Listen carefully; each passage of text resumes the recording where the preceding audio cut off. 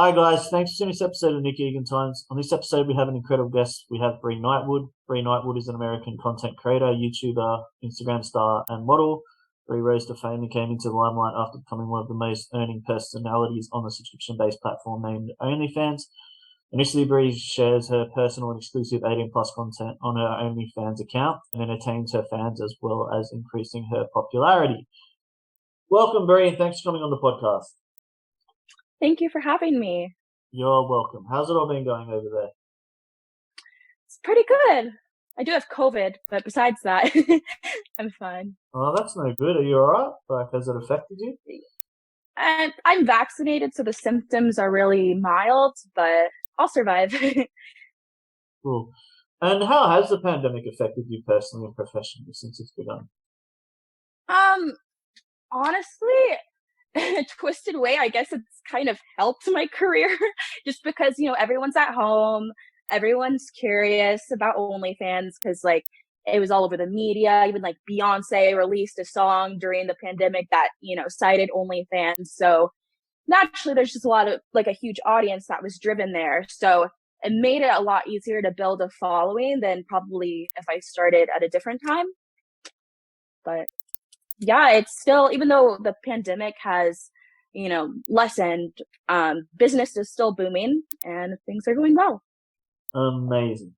All right, let's jump straight into it. Take us back. Tell me about growing up and what that was like for you. So I grew up with an interest in tech at first. I would actually code softwares in AppleScript and sell them when I was 12 to 16-ish. Then I started a little jewelry business from when I was 17 to 18. And when I turned 18, that's when I started messing around in the adult industry, and I started doing cam shows, and one thing just led to another, and the natural progression led me to OnlyFans. Wow, that's incredible.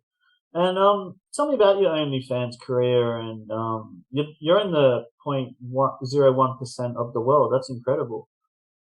Thank you. But yeah, rank does fluctuate.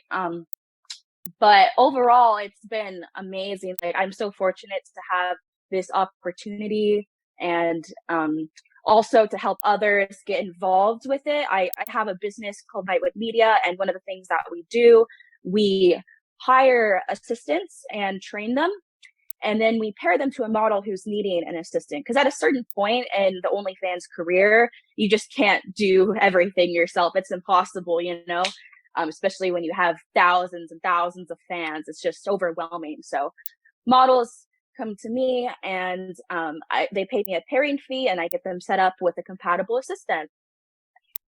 Wow, that's incredible. And tell me about your YouTube and the momentum of that and going viral with everything relating to that. It's actually been a while since I made a vid. I blew up in the ASMR scene. I literally only have 5 videos up, and the only ones that are popular are my ASMR vids. But what I did is I directed that traffic to my OnlyFans, so now I do naughty ASMR there. So I've been purposely not posting on YouTube, so that way people, will come to my OnlyFans if they want more of that. I will end up posting to YouTube again when the traffic dies down from my current ASMR videos. But yeah.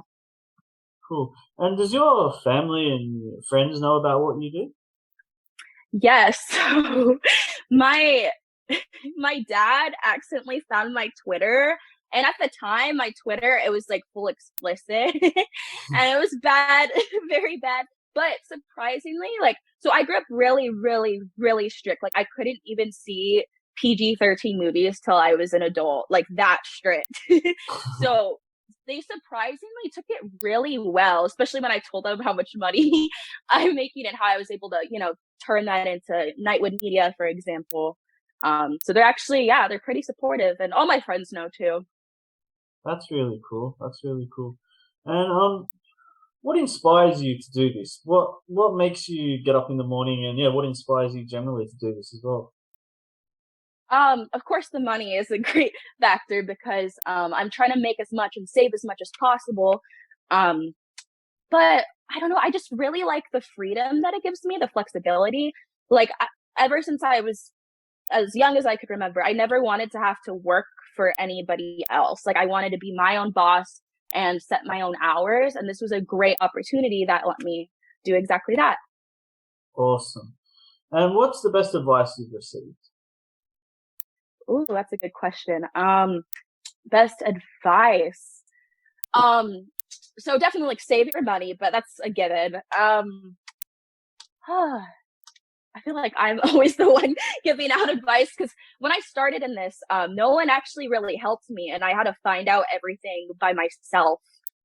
Um, and so, yeah, that's a major reason why I started Nightwood Media, so that way I could help people get to my level because no one was there, like to even like I didn't even know. So Telegram is a major networking platform where we discuss promo, shout out for shout out, everything, behind the scenes of OnlyFans.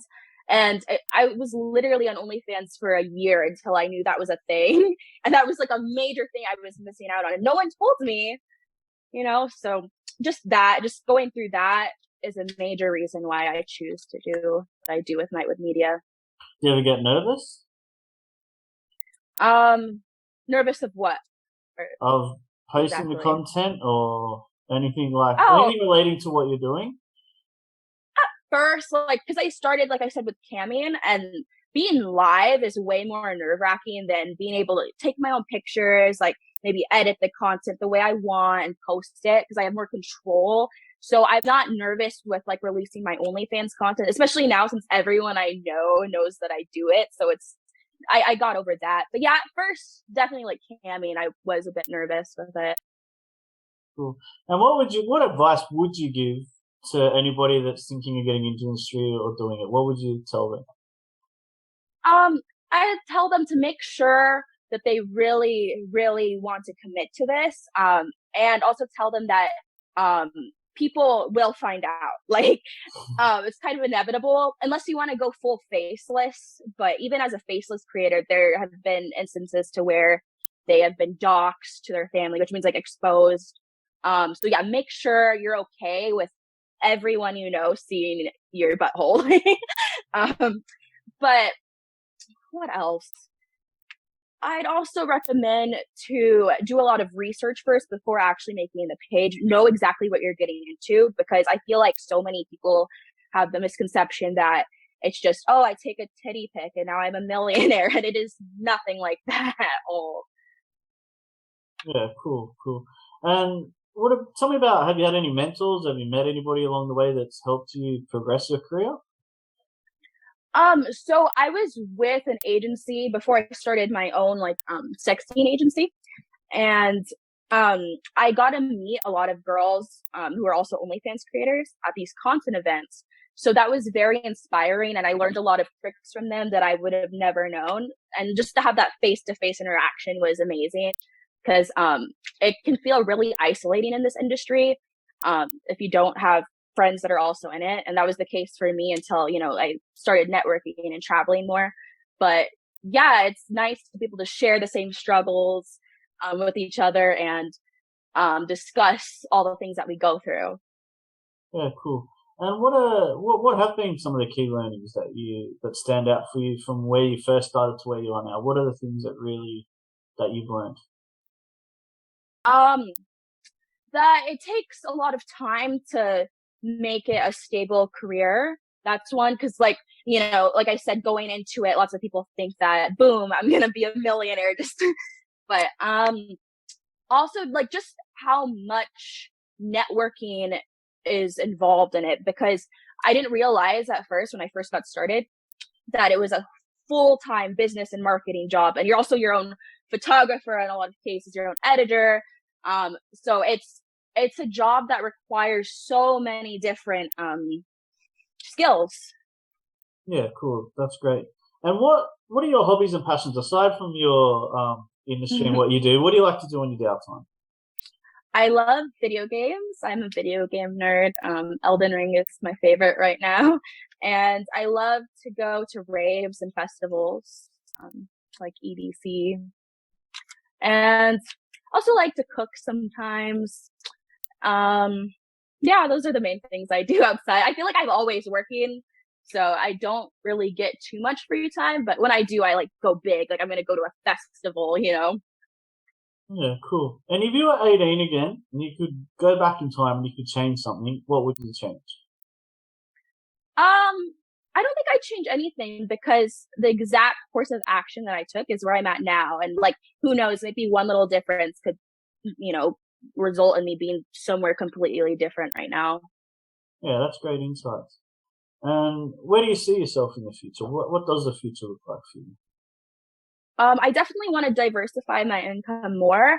I just started um, getting involved with real estate. So maybe like in my late 20s, 30s, I'll, you know, focus more on that. I'll still have like my OnlyFans, of course, assuming OnlyFans is still a thing. I'm assuming it will be, at least online sex work.